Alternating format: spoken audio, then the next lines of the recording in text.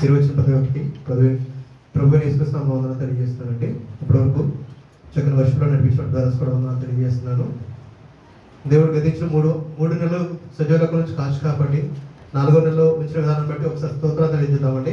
స్తోత్రం స్తోత్రం స్తోత్రం స్తోత్రం. ఈస్టర్ తర్వాత మొదటి ఆదివారము ఈ దినకి ఏర్పరచబడిన పత్రికా పఠాలు చెప్తున్నాను, దయచేసి నోట్ చేసుకోండి. మొదటి పాఠంగా యోబు గ్రంథము 19వ అధ్యాయము 25 నుంచి 27 వరకు అండి. యోబు గ్రంథము 19వ అధ్యాయము 25 నుంచి 27 వరకు. రెండవ పాఠంగా పేతురు రాసిన మొదటి పత్రిక మొదటి అధ్యాయము 17 నుంచి 2వ అధ్యాయము 3 వరకు అండి. పేతురు రాసిన మొదటి పత్రిక మొదటి అధ్యాయము 17 నుంచి 2వ అధ్యాయము 3 వరకు. మూడవ పాఠంగా యోహాను సువార్త 21వ అధ్యాయము 15 నుంచి 19 వరకు. యోహాను సువార్త 21వ అధ్యాయము 15 నుంచి 19 వరకు.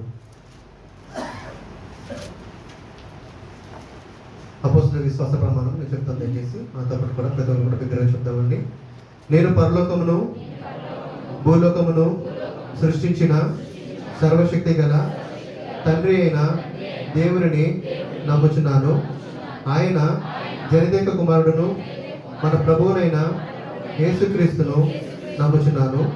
ఈయన పరిశుద్ధాత్మ చేత గర్భమున ధరింపబడి కన్య అయిన మరియ నుండి పుట్టి పొంతి పిలాతు క్రింద శ్రమపడి సిలువ వేయబడి చనిపోయి సమాధి చేయబడినని పాతాళంలోనికి దిగి చనిపోయిన వారిలో నుండి 3వ దినమందు లేచి పరలోకమునకెక్కి సర్వశక్తి గల తండ్రి అయిన దేవుని కుడి చేతి వైపు కూర్చుని ఉన్నాడని, జీవించే వారికి చనిపోయిన వారికి న్యాయము తీర్చుటకు అక్కడ నుండి వచ్చినని నమ్ముచున్నాను.